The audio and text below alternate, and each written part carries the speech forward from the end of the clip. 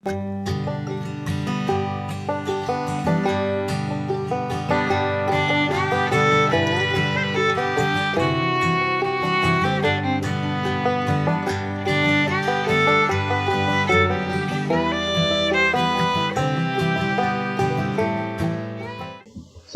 pagi, mitra-mitra sahabat-sahabat agro dimanapun Anda berada. Ada pertanyaan pada saya, itu tadi tentang tomat pantat hitam atau blossom end root atau BER ya, yang bertanya kepada saya, dan inilah jawaban saya tentang tomat yang berpantat hitam atau blossom end root ya.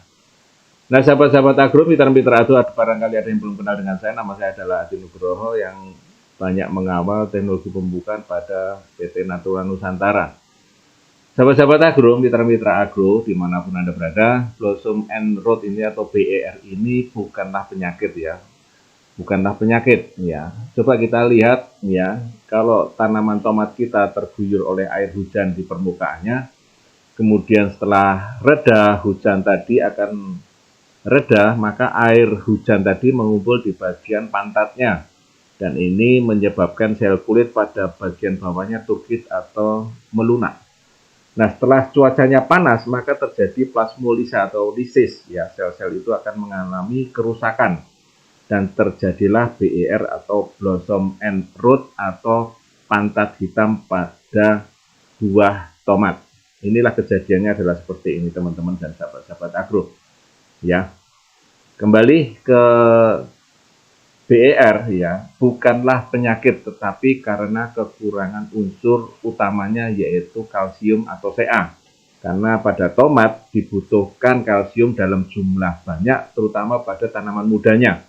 Dan jika kekurangan maka akan meninggalkan bekas yang khas pada bagian pantatnya seperti gambar, yaitu pantatnya akan berwarna hitam ya, karena tomat pada bagian pantatnya begitu kena hujan tidak kuat untuk menahan, kulitnya tidak kuat untuk menahan serangan air hujan ya, yang ditinggalkan pada bagian pantatnya atau yang menempel pada bagian pantatnya. Nah, untuk gejala-gejala kekurangan yang lainnya ini bisa kita lihat pada daunnya, yaitu kekurangan Mg, daunnya seperti itu ya, bercak bergaris kuning seperti itu, kekurangan S, kekurangan N, P, K, Ca ya, boron, Zn, Mo dan sebagainya. Ini Bapak Ibu bisa lihat di sini mitra-mitra semua ya. Ini adalah ciri-ciri kekurangan unsur hara mikro. Ya.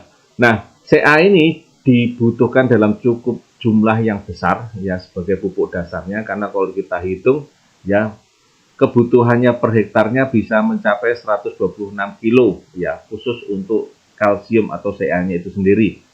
Dan kalau kita menggunakan dengan dolomit maka bisa sekitar 485 kilo per hektarnya. Ya, ini hitung-hitungan secara kasar saja. Lalu sumbernya Ca itu dari mana saja? Ya, bisa dari kulit telur ya. Tapi kalau dalam jumlah 1 hektar tentu saja sangat merepotkan ya. Bisa juga dengan menggunakan dolomit atau kalsium magnesium karbonat ya, atau kapur pertanium ya dengan CaCO3 ya. Kemudian kalsium nitrat ya. Cuman sayangnya di sini biasanya sangat higroskopis, jadi seperti urea begitu kita buka sebelum kita sebarkan biasanya langsung banyak yang menjadi cair ya, nama pasarnya adalah kalsinit. Kemudian kita menggunakan dengan TSP ya, triple super fosfat ya, ini bisa kita gunakan juga sebagai sumber Ca untuk tanaman tomat. Lalu gejalanya bagaimana BER ini ya, biasanya tadi sudah saya sampaikan pada saat musim hujan. Ya, ini bisa terjadi pada saat musim hujan ataupun kemarau. Ya, kalau pada saat musim hujan, teorinya adalah seperti yang tadi saya sampaikan di depan. Pada saat musim kemarau sama, bagian pantatnya biasanya diserang terlebih dahulu di fase pertumbuhan atau buah muda. Dan ini biasanya diawali dengan bintik bulat berwarna hijau gelap pada bagian bawah atau pantatnya. Kemudian berlekuk, berwarna coklat kehitaman dan lama-lama membusuk. Dan bagian yang berbintik coklat kehitaman tadi terasa kasar dan lembab bila teraba. Dan ini biasanya akan ditumbuhi oleh jamur berwarna putih kekuningan. Dan kemudian tomat tadi berwarna kuning lalu merah, masak sebelum waktunya lalu membusuk. Penyebabnya yaitu tadi saya katakan mirip seperti antraknus, tetapi ini bukan antraknus, tetapi ini adalah kekurangan kalsium atau Ca atau penyakit fisiologis ya. Jadi bukan penyakit karena jamur. Jamurnya adalah penyerta. Nah, Ca atau kalsium ini dibutuhkan dalam jumlah yang cukup pada tanaman-tanaman muda untuk menjaga pertumbuhan sel-sel tanamannya. Ya, jaringannya akan rusak meninggalkan bekas pada bagian pantat. Dan kekurangan Ca ini ya apabila tidak cukup di tanah dan tidak mampu diserap oleh tanaman, maka tanaman tomat akan menjadi penyakit fisiologis BER ini atau blossom end rot atau pantat hitam pada tomat. Nah, penyebabnya apa? Ya, ada beberapa. Yang pertama adalah pH tanah terlalu rendah atau asam.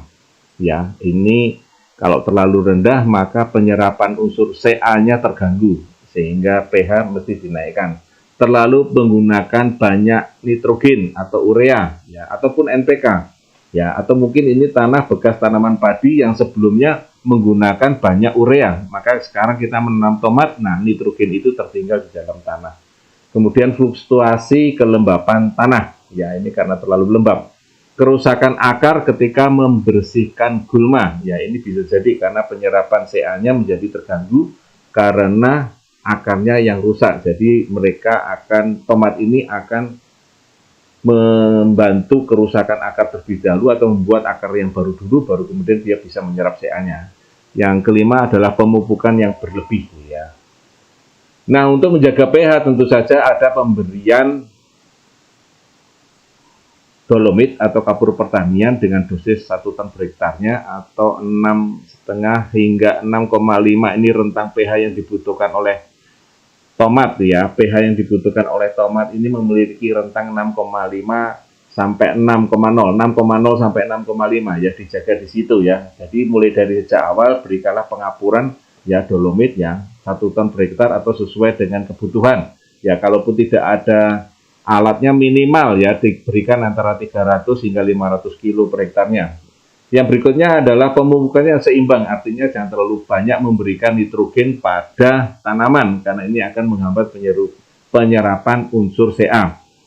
Sebaiknya nomor 3 adalah menggunakan dengan mulsa plastik ini untuk menjaga kelembapan tanahnya menjadi stabil terutama pada musim hujan atau musim pada saat ini yang sekarang ini mohon maaf banyak terjadi hujan di mana dalam tanda kutip adalah sebetulnya ini adalah musim kemarau tapi masih ada hujan ataupun masih banyak hujan sehingga ini akan menyebabkan tanaman tomat kita BER atau pantat hitam.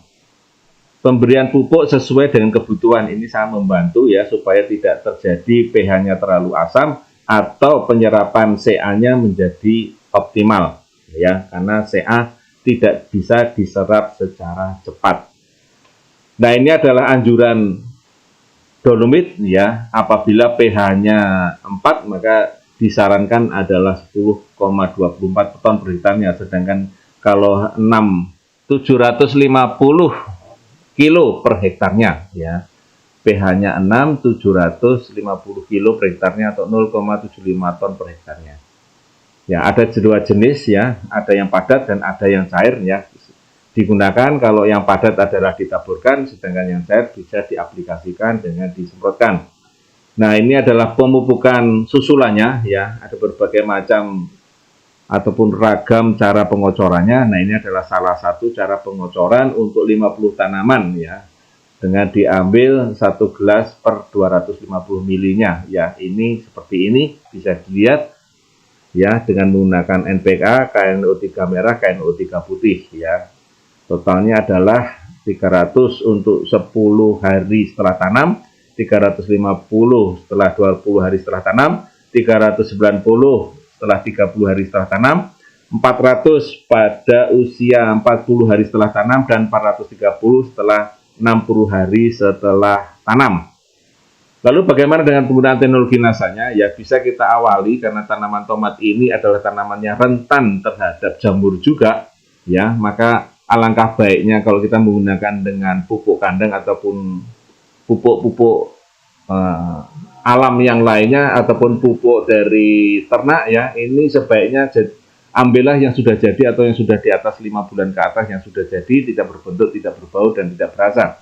Ya, campurkan dulu dengan glio, kemudian fermentasikan kurang lebih sekitar 1 minggu atau 2 minggu, baru kemudian diberikan di awal. Kalau tidak menggunakan pupuk kandang, ya tentu saja kita bisa menggunakan awal tanam ini 6 kilo Supernasa ataupun 5 sak granul, ya, ditambah dengan 8 sampai 10 kilo glio ya, untuk menjaga supaya serangan jamur dari sejak awal bisa kita atasi ya.